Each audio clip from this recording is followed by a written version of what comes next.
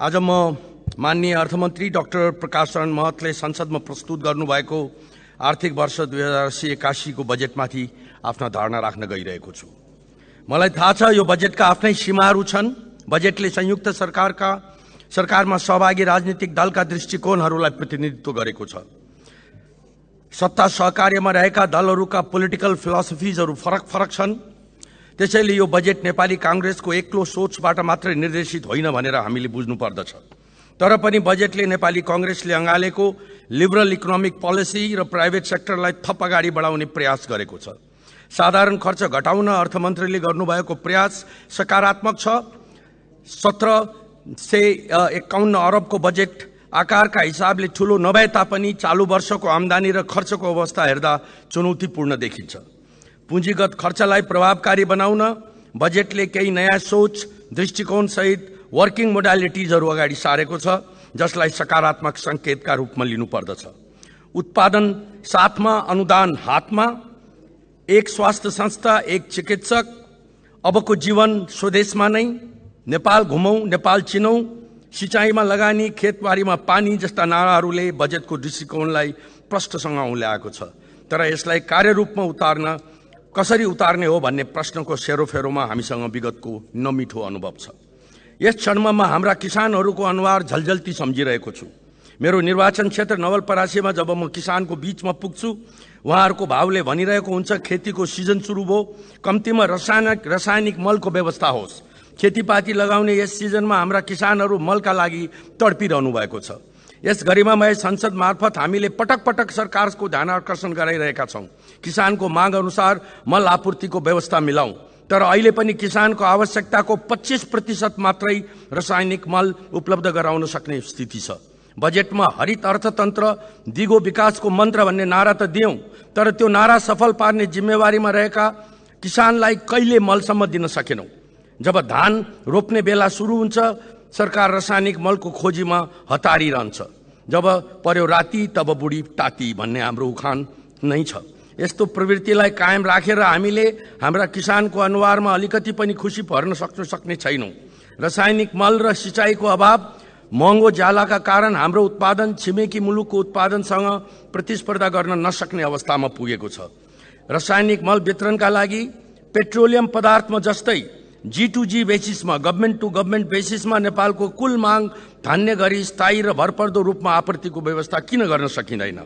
यो समस्याको स्थायी समाधानका लागि हामीले भारत वा बंगलादेशबाट ग्यास पाइपलाइन ल्याएर रासायनिक मल कारखाना खोल्न सक्छौं। यस सम्बन्धी प्रस्ताव विभिन्न सरकारी निकायमा थन्केर बसेका छन्।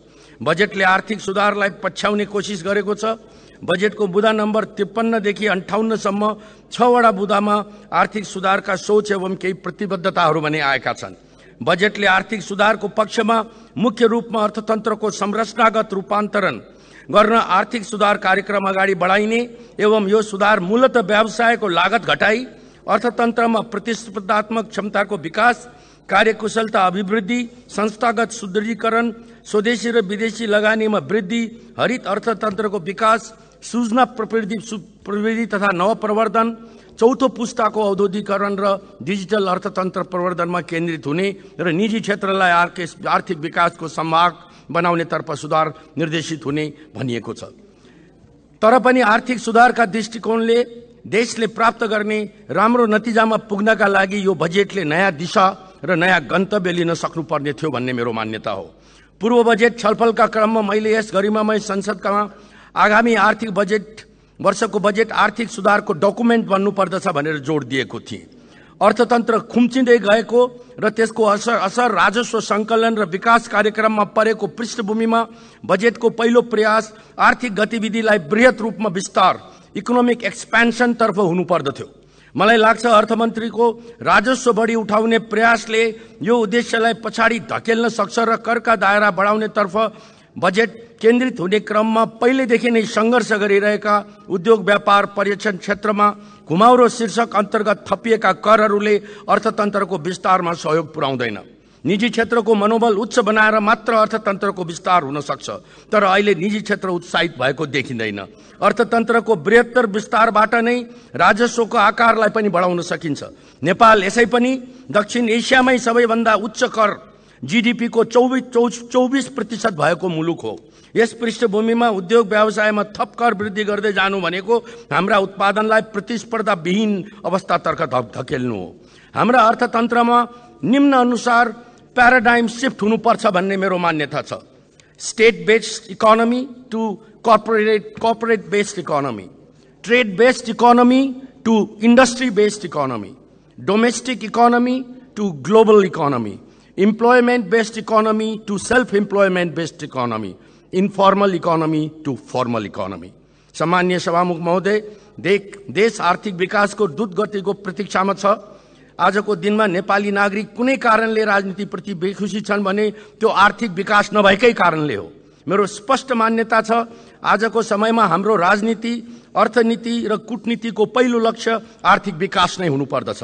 आर्थिक विकास र नागरिकको जीवनस्तर परिवर्तनसँग जोडिन नसकेको राजनीति जनताबाट टाढै जाँदै गर्दछ।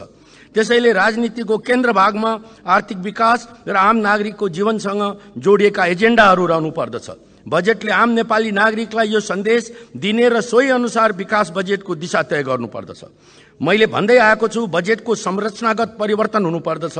विकास बजेटको अंश सबैभन्दा धेरै हुनुपर्छ र चालू खर्च निर्मम रूपमा कटौती गर्नुपर्दछ। बजेटको बुँदा नम्बर 19 मा माननीय अर्थमन्त्रीज्यूले उल्लेख गर्नुभएको छ, साधारण खर्चमा वृद्धि हुँदै गएको छ। तलब भत्ता, सामाजिक सुरक्षा, वित्तीय हस्तान्तरण, प्रशासनिक खर्च लगायतको साधारण खर्च र बढ्दो ऋण भुक्तानीको दायित्व व्यवस्थापन गर्न 12 खरब 80 अरब विनियोजन गर्नु परेको छ। यो रकम कुल बजेटको 73% हुन आउँदछ। कुल बजेटको ठूलो हिस्सा यसरी छुट्याउनु पर्दा विकास कार्यका लागि स्रोत व्यवस्थापनमा चाप परेको छ।